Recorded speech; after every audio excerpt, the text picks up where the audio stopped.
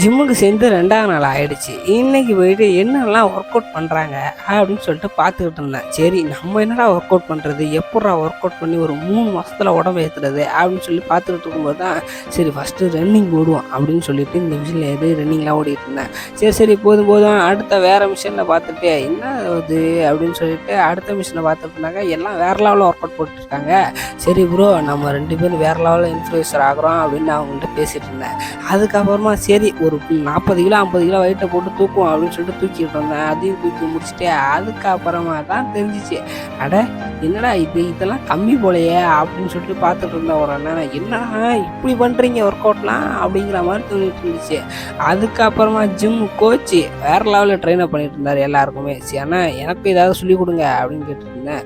வாடா தம்பி உனக்கு சொல்லாமலா அப்படின்னு சொல்லிட்டு சைக்கிள் மிதிக்கிற மாதிரி இருக்கு இந்த மிஷினை மிதிச்சிட்ரு அப்படின்னாரு. சரிண்ணா அப்படின்னு சொல்லிட்டு அவங்கள்ட்ட அப்படி சொல்லிட்டு வந்தேன்.